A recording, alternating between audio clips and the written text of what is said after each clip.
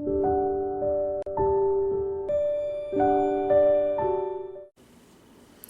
everyone, so in this video I will be picking up where I left off in Gray by E.L. James. That would be on chapter 19. Alright, so I hope you guys are enjoying it so far. We are getting pretty close to the end.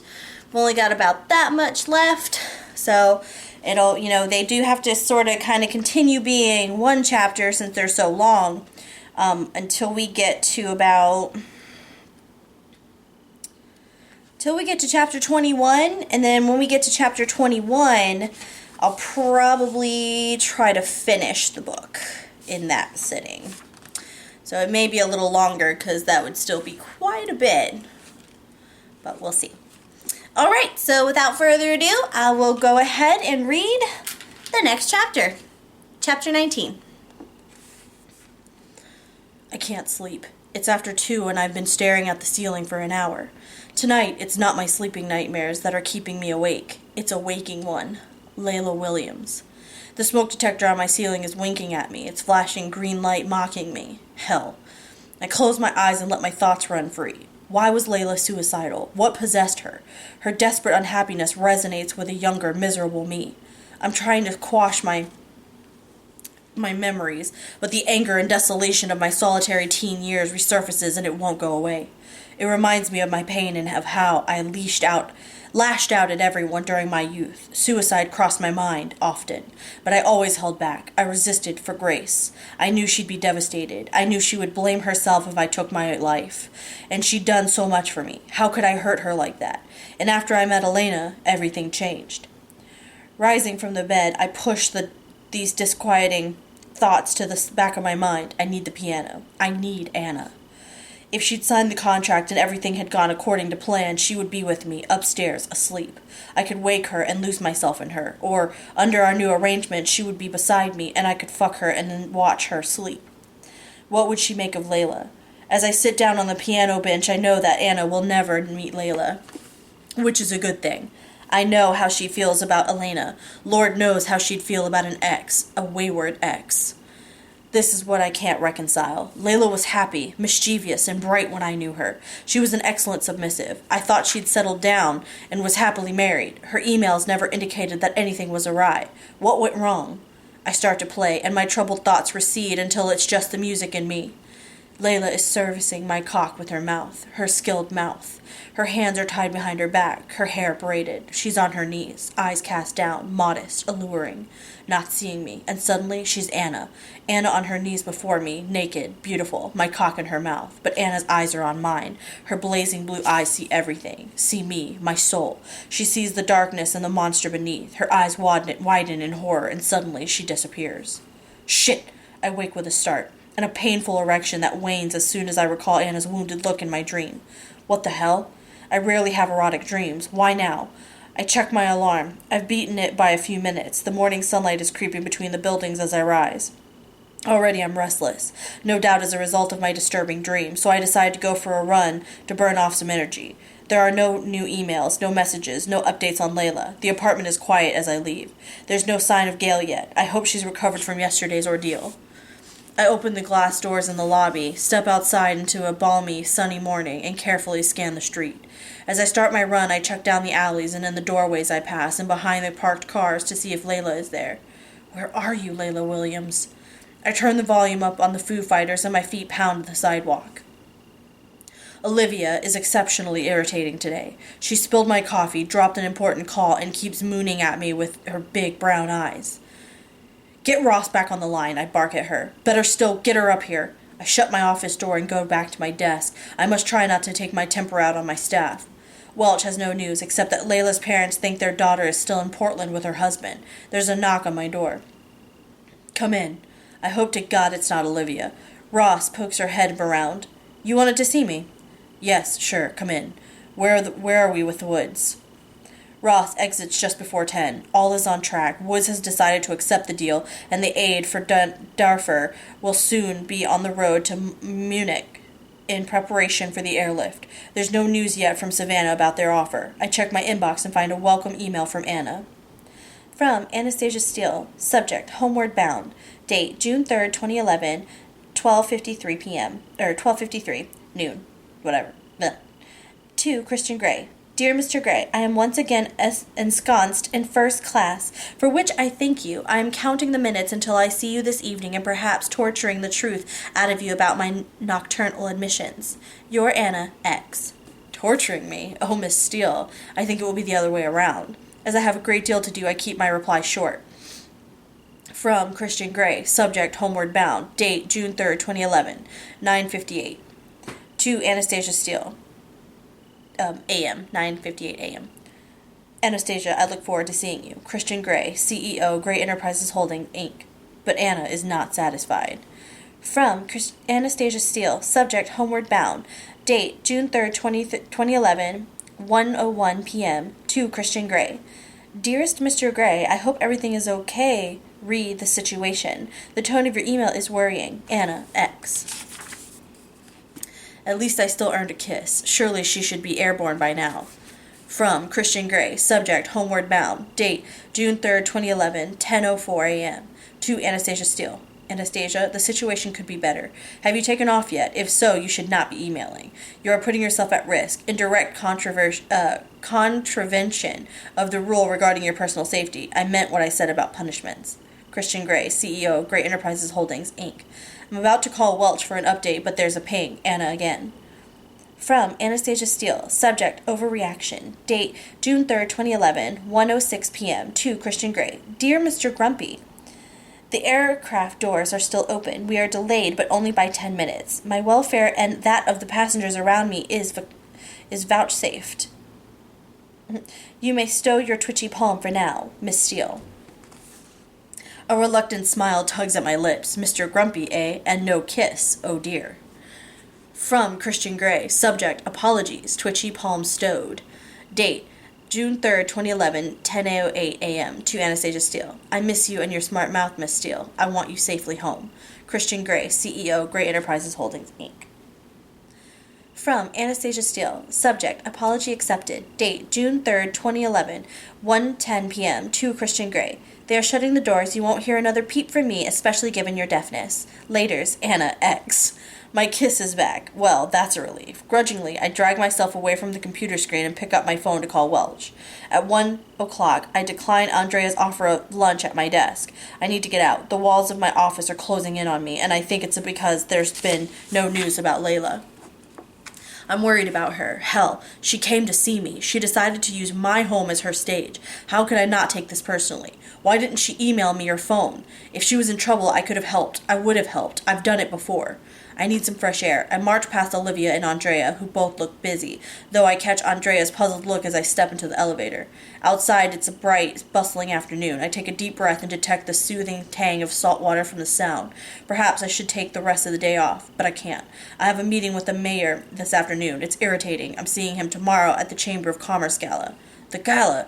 Suddenly I have an idea, and with a renewed sense of purpose, I head toward a small store I know.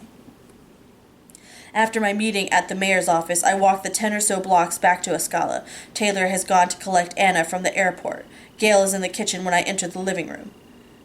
Good evening, Mr. Gray. Hi, Gail. How was your day? Good, thank you, sir. Feeling better? Yes, sir. The clothes arrived from Miss Steele. I unpacked them and hung them in the closet in her room. Great. No sign of Layla? Dumb question. Gail would have called me. No, sir. This also arrived. She holds up a small red store bag.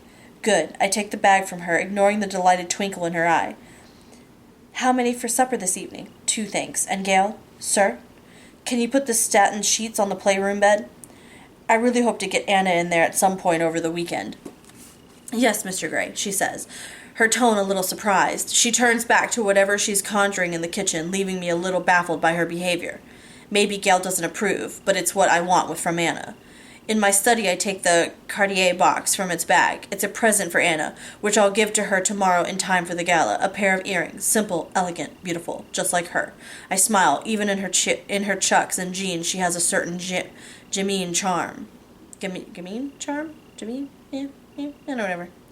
I hope she accepts my gift. As my submissive, she'd have no choice, but under our alternative agreement, I don't know what her reaction will be. Whatever the outcome, it will be interesting. She always surprises me.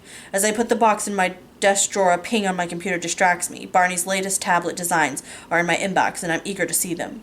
5 minutes later, Welch calls. "Mr. Gray," he wheezes. "Yes? What news?" "I spoke with Russell Reed, Miss Reed's husband." "And?" Immediately I'm agitated. I storm out of my study and across the living room to the windows. "He says his wife is away visiting her parents," Welch reports. "What?" "Precisely." Welch sounds as pissed as I am. Seeing Seattle at my feet, knowing Miss Reed, a.k.a. Layla Williams, is out there somewhere, increases my irritation. I rake my fingers through my hair. "Maybe that's what she told him." "Maybe," he says, "but we found nothing so far." "No trace?" I can't believe she could just disappear. "Nothing. But if she so much as uses an ATM, cashes a check, or logs into her social media, we'll find her." "Okay. We'd like to scour the CCTV footage from around the hospital. It's going to cost money and take a little longer. Is that acceptable?" "Yes." A tingle prickles my scalp. Not from the call. For some unknown reason, I sense I'm being watched. Turning, I see Anna standing on the threshold of the room, scrutinizing me, her brow furrowed and her lips pensive, and she's wearing a short skirt. She's all eyes and legs, especially legs. I imagine them wrapped around my waist. Desire, raw and real, fires my blood as I stare. "We'll get right on it," Welch says. I finish up with him, my eyes fixed on Anna's, and I prowl toward her, stripping off my jacket and tie and tossing them onto the sofa. Anna. I wrap my arms around her, tugging at her ponytail, lifting her eager lips to mine. She tastes of heaven and home and fall and Anna. Her scent invades my nostrils as I take everything her warm, sweet mouth has to offer. My body hardens with expectation and hunger as our tongues entwine. I want to lose myself in her, to forget about the shitty end of my week, forget about everything but her. My lips feverish against hers, I tug the hair tie from her ponytail as her fingers knot in mine. I'm suddenly overwhelmed by my need, desperate for her, and I pull away, staring down into her face that's dazed with passion. I feel the same. What is she doing to me? "What's wrong?" she whispers, and the answer is clear, ringing in my head. "I've missed you. I'm so glad you're back. Shower with me, now." "Yes," she responds, her voice hoarse. I take her hand and we head to my bathroom. I turn in the shower, then face her. She's gorgeous, her eyes bright and gleaming with anticipation. As she watches me, my gaze rakes down her body to her naked legs. I've never seen her in such a short skirt, with so much of her flesh on display, and I'm not sure I approve. She's for my eyes only. "I like your skirt. It's very short, too short." "You have great legs." Stepping out of my shoes, I take off my socks, and without breaking eye contact, she too slips off her shoes. Fuck the shower. I want her now. Stepping toward her, I clasp her head, and we step back so she's against the tiled wall, her lips parting as she inhales. Holding her face and lacing my fingers into her hair, I kiss her cheek, her throat, her mouth. She's nectar, and I can't get enough. Her breath catches in her throat, and she grasps my arms, but at her touch there's no protest from the darkness within. There's just Anna in all her beauty and innocence, kissing me back with a fervor that matches mine. My blood is thick with desire, my erection painful. "I want you now, here, fast, hard," I murmur, and as my hand runs up her naked thigh beneath her skirt. "Are you still bleeding?" "No." "Good." I push her skirt up over her hips, hook my both thumbs into her cotton panties, and drop to the floor, kneeling, slipping the panties down her legs. She gasps when I grab her hips and kiss the sweet junction beneath her pubic hair. Moving my hands to the backs of her thighs, I part her legs, exposing her clitoris to my tongue. When I start my sensual assault, her fingers dive into my hair, my tongue torments her, and she moans and tips her head back against the wall. She smells exquisite. She tastes better. As she purrs, she tilts her pelvis toward my invading, insistent tongue, and her legs begin to tremble. Enough. I want to come inside her. It will be my skin against her skin again, like in Savannah. Releasing her, I stand and grasp her face, capturing her surprised and disappointed mouth with mine, kissing her hard. I unzip my fly and lift her, clutching her under her thighs. "Wrap your legs around me, baby." My voice is rough and urgent. As soon as she does, I thrust forward, sliding into her. She's mine. She's heaven. Clinging to me, she whimpers as I plunge into her, slowly at first, then building as my body takes control, driving me forward, driving me into her, faster and faster, harder and harder, my face at her throat. She moans and I feel her quicken around me. And I'm lost in her, in us, as she climaxes, crying out her release. The feel of her pulsing around me tips me over the edge, and I come deep and hard inside her, growling out a garbled version of her name. I kiss her throat, not wanting to withdraw, waiting for her to calm. We're in a cloud of steam from the shower, and my shirt and pants are sticking to my body, but I don't care. Anna's breathing slows, and she feels weightier in my arms as she relaxes. Her expression is wanton and dazed as I pull out of her, so I hold her fast. I hold her fast while she finds her feet. Her lips rise in a winsome smile. "You seem pleased to see me," she says. "Yes, Miss Steele. I think my pleasure is pretty self-evident. Come, let me get you in the shower." I undress quickly, and when I'm naked, I begin undoing the buttons on Anna's blouse. Her eyes move from my fingers to my face. "How was your journey?" I ask. "Fine, thank you," she says, her voice a little throaty. "Thanks once again for first class. It really is much nicer. It is a much nicer way to travel." She takes a quick breath, as if she's steeling herself. "I have some news," she says. "Oh, what now?"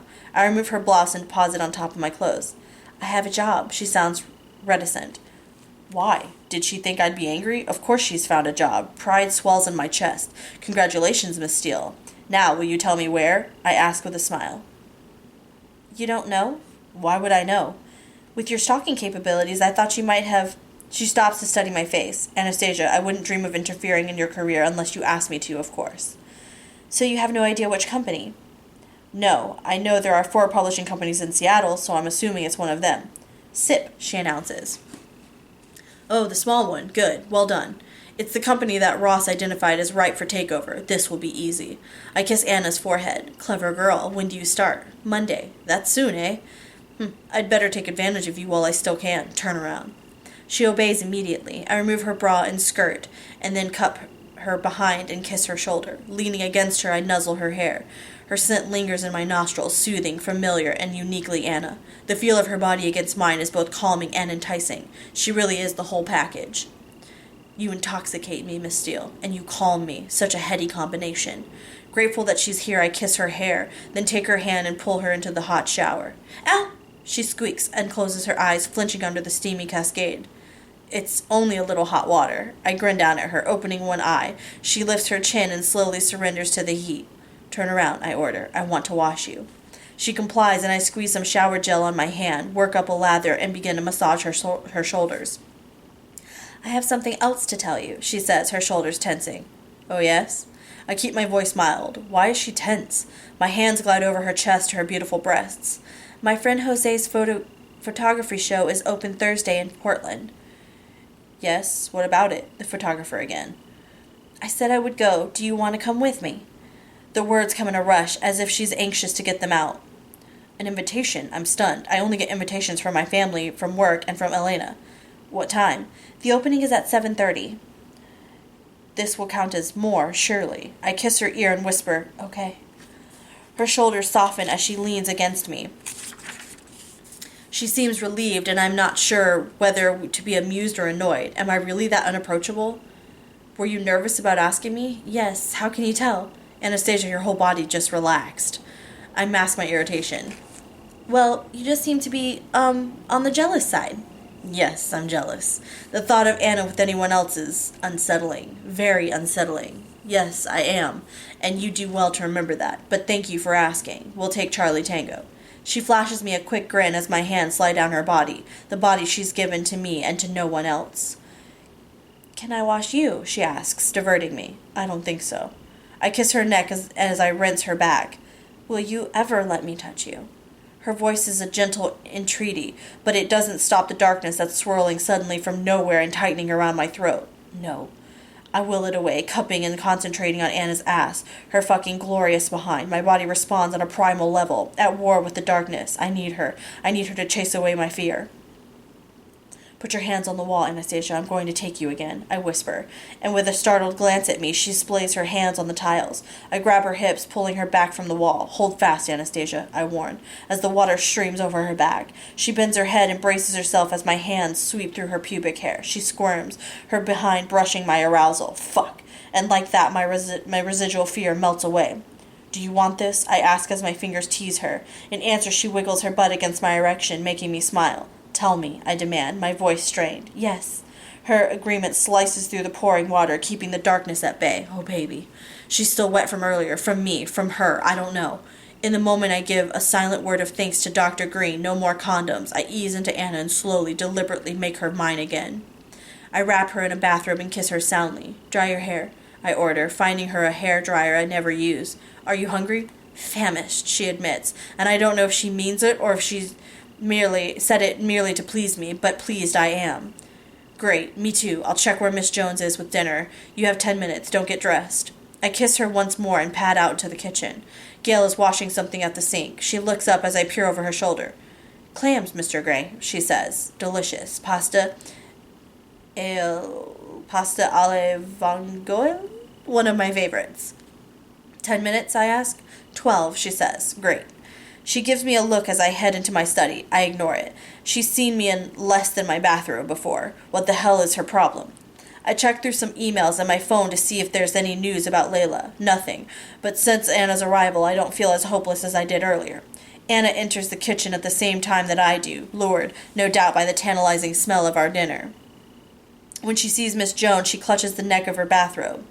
Just in time, Gail says, serving our meal in 2 large bowls at the place settings on the counter. Sit. I point to one of the bar stools. Anna's anxious eyes pass from me to Miss Jones. She's self-conscious. Baby, I have staff. Get over it.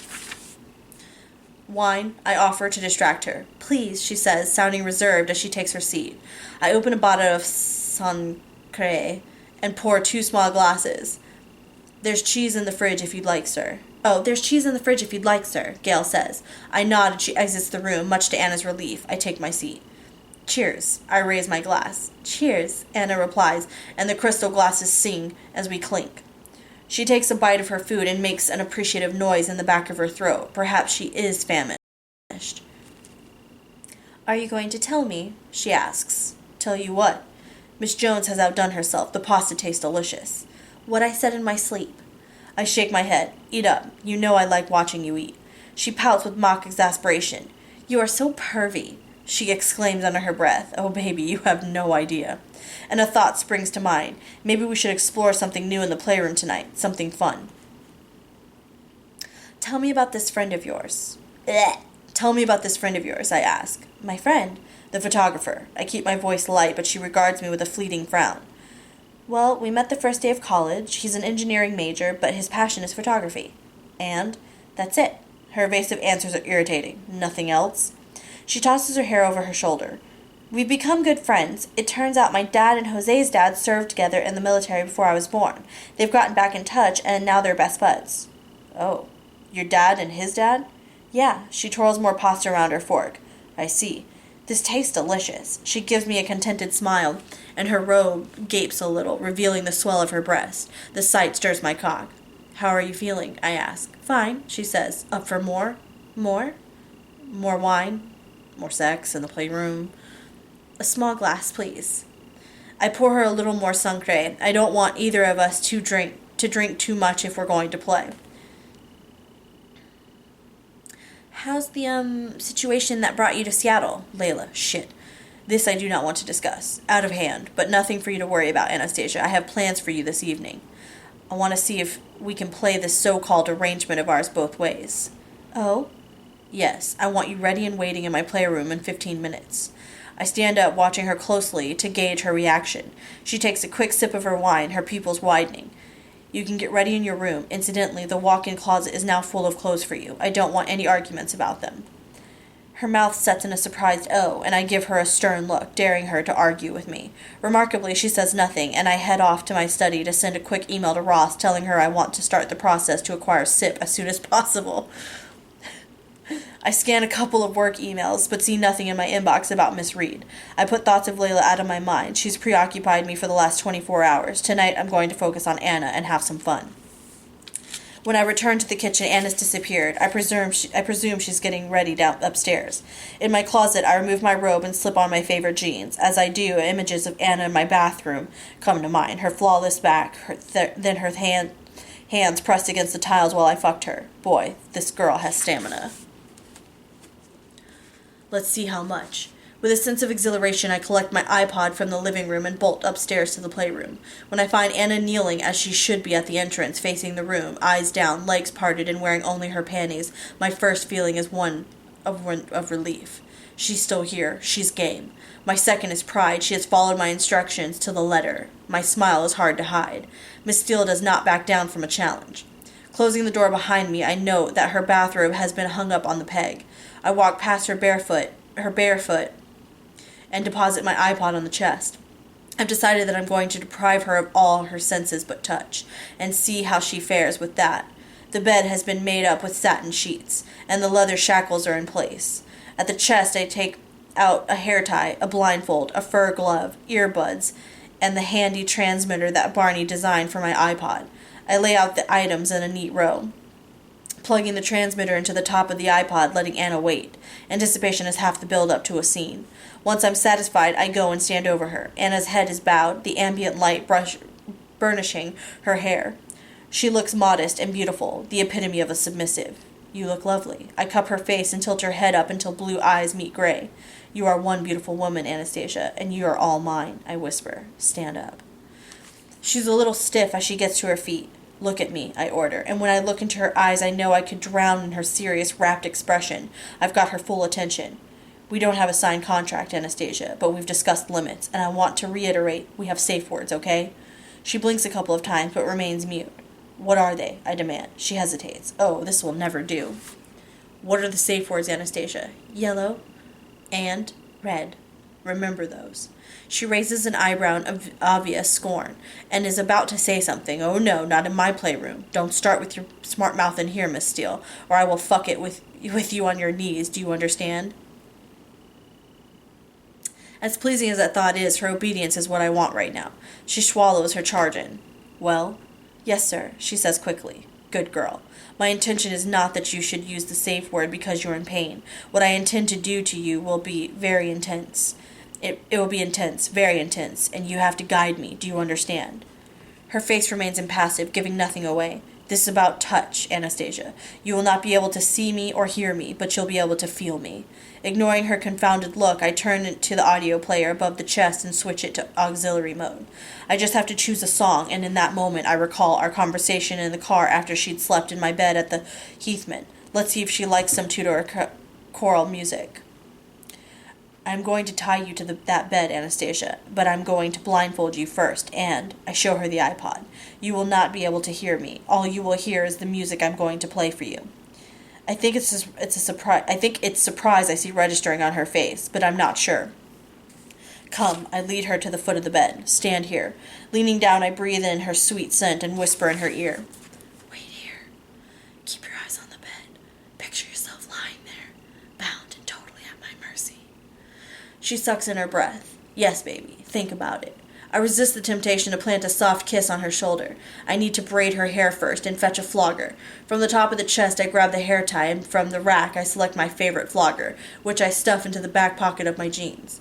When I return to stand behind her, I gently take her hair and braid it. While I like your pigtails, Anastasia, I am impatient to have you right now, so one will have to do. I fasten and tug on the braid so she's forced to step back against me. Winding the end around my wrist, I pull to the right, bending her head to expose her neck. I run my nose from her earlobe to her shoulder, sucking and biting gently. She smells so good.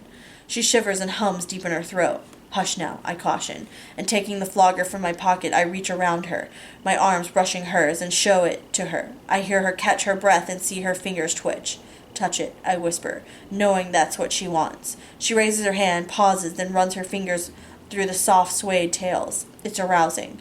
I will use this. It will not hurt, but it will bring your blood to the surface of your skin and make you very sensitive. What are the safe words, Anastasia?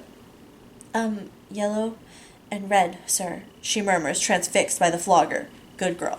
Remember, most of your fear is in your mind. I drop the flogger on the bed and brush my fingers down her sides, past the soft swell of her hips, and slip them into her panties. You won't be needing these. I drag them down her legs and kneel behind her. She grabs hold of the pillar to shuffle awkwardly out of her underwear. Stand still, I command, and kiss her behind, gently nipping each cheek. Now lie down, face up. I spank her once, and she jumps, startled, and scurries onto the bed. She lies down, facing me, her eyes on mine, glowing with excitement, and a little trepidation, I think. Hands above your head. She does as she's told. I retrieve the earbuds, blindfold, iPod, and the remote from atop the chest of drawers. Sitting beside her on the bed, I show her the iPod with the transmitter.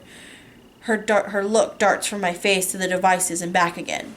This sends what's playing on the iPod to the system in the room. I can hear what you're hearing, and I have a remote control unit for it. Once she's seen everything, I insert the earbuds into her ears and place the iPod on the pillow. Lift your head. She obeys, and I slip the blindfold over her eyes. Rising, I take her left hand and cuff her wrist to the leather shackle at the top corner of the bed. I let my fingers linger down her outstretched arm as she wiggles in response. As I walk slowly around the bed, her head follows the sound of my footsteps. I repeat the process with her right hand, cuffing her wrist. Anna's breathing alters, becoming erratic and fast through her parted lips.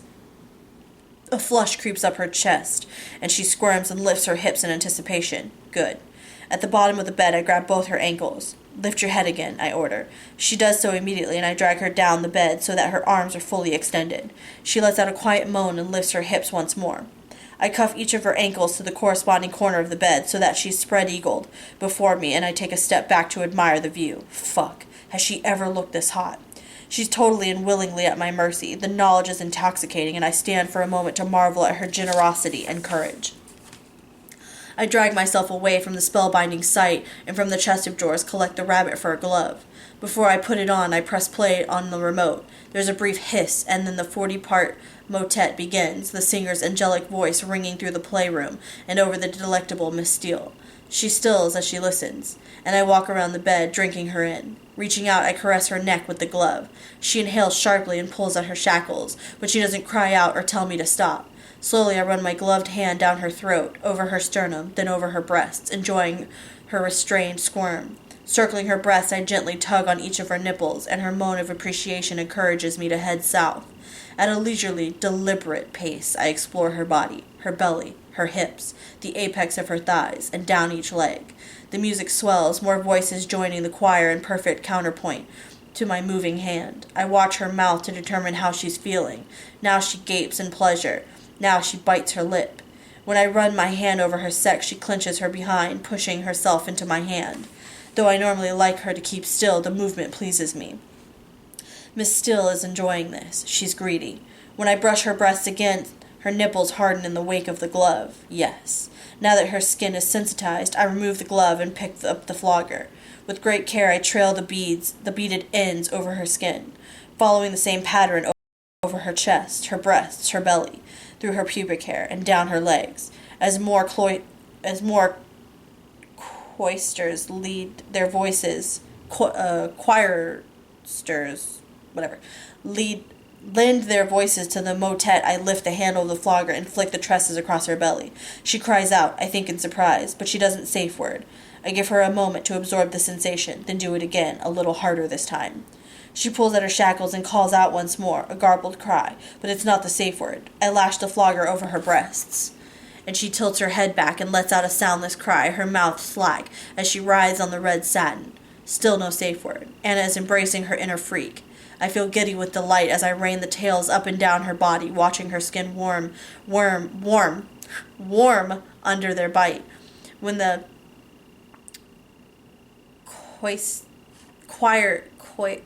corseters pause, so do I.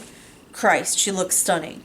I begin again as the music crescendos, all the voices singing together. I flick the flogger over her again and again, and she writhes beneath each blow. When the last note rings through the room, I stop, dropping the flogger on the floor. I'm breathless, panting with want and need. Fuck. She lays on the bed, helpless, her skin pretty and pink, and she's panting too. Oh, baby. I climb onto the bed between her legs and crawl over her, holding myself above her. When the music starts again, the lone voice singing a sweet seraphic note. I follow the same pattern as the glove and the flogger, but this time with my mouth, kissing and sucking and worshipping every inch of her body. I tense each of her nipples until they are glistening with my saliva and standing at attention. She writhes as much as the restraints allow and groans beneath me. My tongue trails down to her belly, around her navel, laving her, tasting her, venerating her.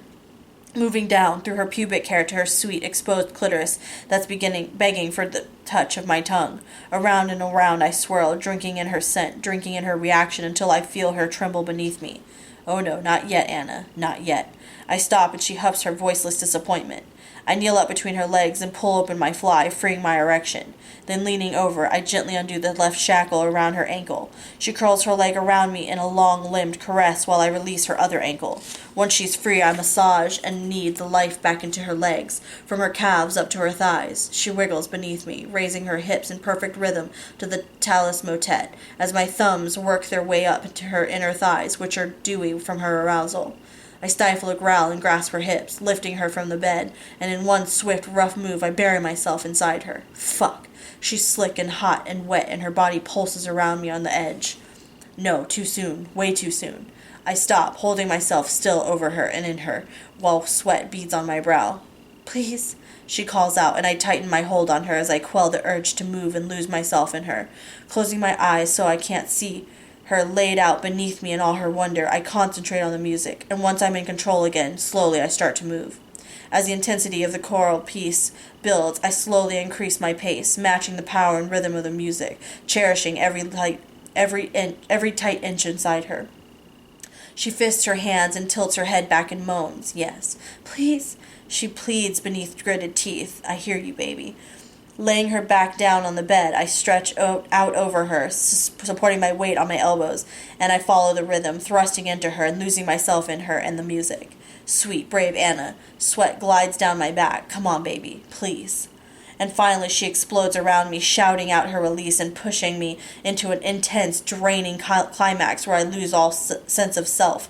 I collapse on top of her as my world shifts and realigns, leaving that unfamiliar emotion swirling in my chest, consuming me. I shake my head, trying to chase away that ominous and confusing feeling. Reaching up, I grab the remote and switch off the music. No more Talus.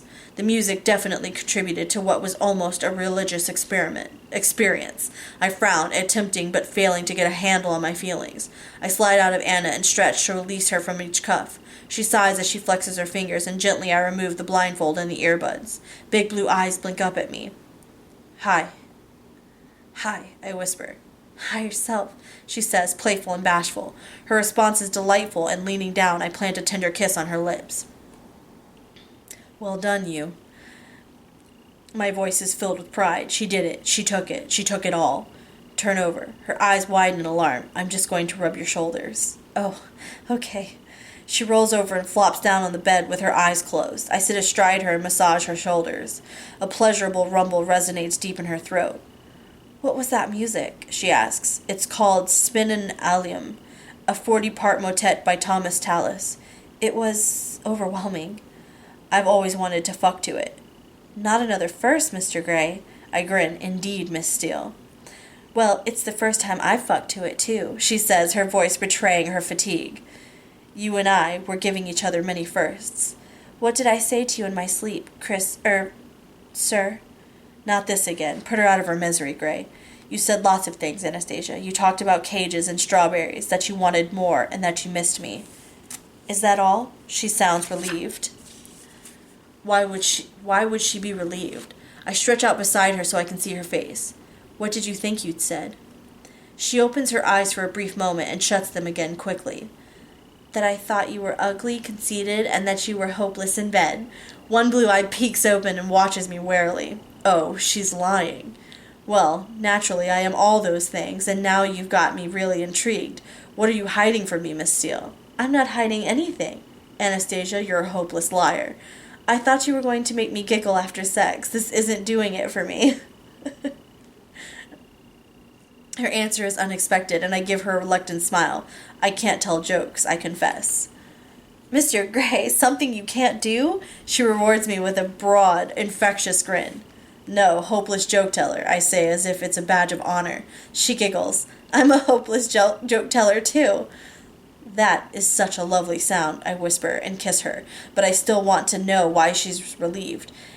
And you are hiding something, Anastasia. I may have to torture it out of you. Ha!